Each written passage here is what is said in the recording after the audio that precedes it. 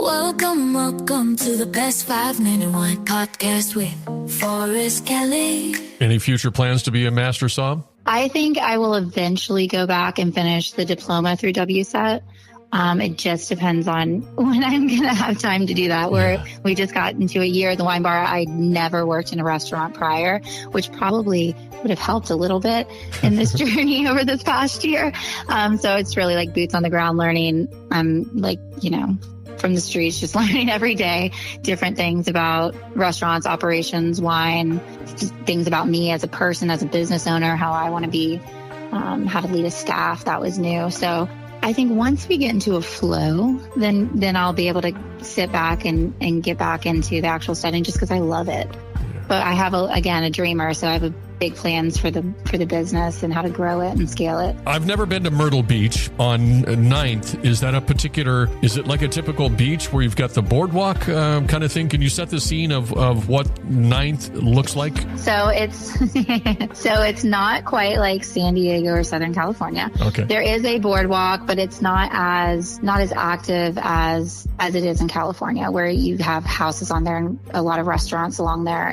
It's more of kind of like a walking area. There are some restaurants along it, but definitely a family beach, a small town at its core. So it's not very big. It is growing rapidly, but at its core, it's still a very small town. So you do have a boardwalk, you do have a beach. Downtown used to be thriving in its heyday, which is why people came here. And then at one point, it kind of went a little south. People weren't coming downtown anymore. It got a little dangerous. So now they're in the process of revitalizing downtown and kind of giving it a second life. And that's where the 9th Avenue and where I am comes in. So you had this idea with COVID kind of inspiring this to do this. How did you meet up with your business partner, Jamie? So Jamie and I met years ago as neighbors. She had moved into my neighborhood maybe 6 months to a year after I had moved in, and we just had randomly met throughout the neighborhood and became friends. We were friends for a long time. And she and her family own Johnny D's Waffles and Bakery. And so there's 3 of them, and her dad moved it from New York to Myrtle Beach, and the family owns and operates all of those. When I got ready to do this, I was doing investor meetings, and she had mentioned she had some money that she was looking to invest somewhere, and I showed her my business plan and my numbers for the 3 to 5 years and where I thought it could go, and she was interested and decided to invest in it. So were you secretly kind of thinking I could align myself with her? Because that's a big step. A lot of people don't realize how many dimensions there are personality-wise where it's like, oh man, that's a deal breaker.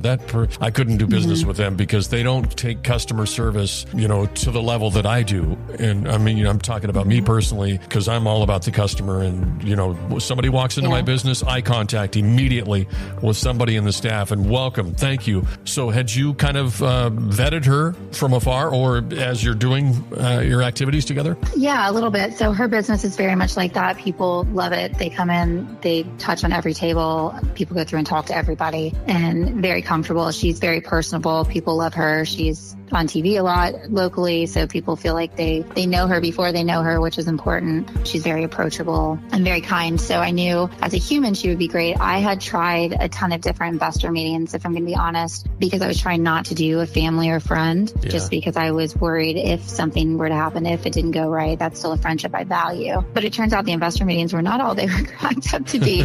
A lot of people didn't take me very seriously, and I can understand a little bit why. I mean, I didn't have a background in this. This was something that was new for me, regardless of how organized and prepared I was. I don't think a lot of people took me seriously. So at one point I went back to her and said, if you're still looking to invest, I would very much like to sit down and speak with you about it. And we work very well together. We're polar opposites. She's very much a chef and back of the house kind of girl.